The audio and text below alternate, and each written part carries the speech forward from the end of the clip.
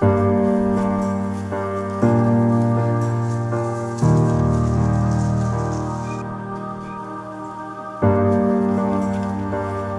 would like to thank my friend. She taught me not to judge people based on the past.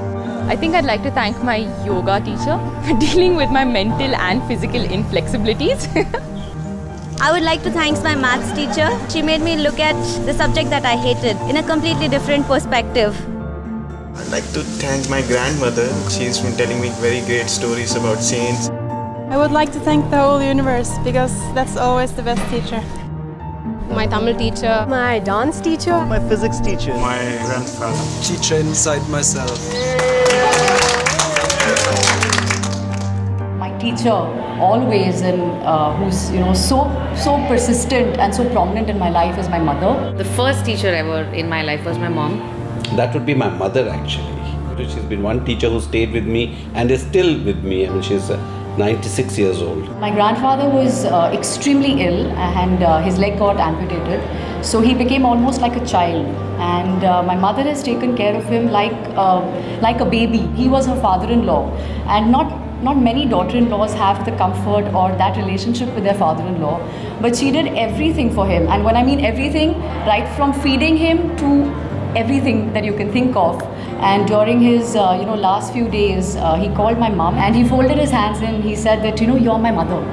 You've taken care of me and you're my mother, and thank you for that. My Guru, Pandit Shankar Ghosh, has been an incredible inspiration for me. He would tell little stories in Tabla language. A little boy who goes every day to school. The caveman says, go home, it's a holiday. And he's so excited, he dances his way back home. So he goes,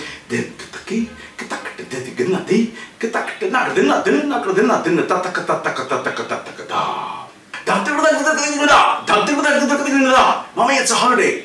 And then he runs out to play and mommy makes him study and he runs out again.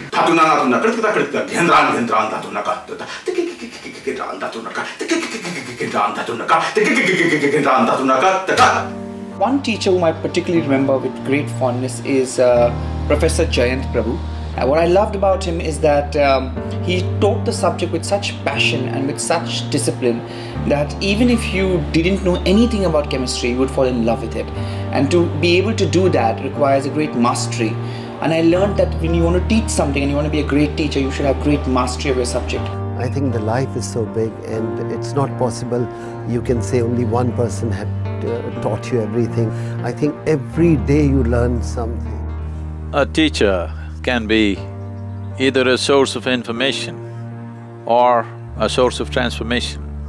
This is something I realized through a novice teacher when I was in high school. Every teacher was a game, a new one especially was for sure a big game. This is her first class in the school. She's in our class, which is the worst place to start off. So when she came and stood next to my bench, I was generous to open up my fountain pen and give out the entire quantity of ink that I had onto her white starched saree, which just soaked it up. And she didn't realize she walked around it with that patch behind her and everybody was giggling.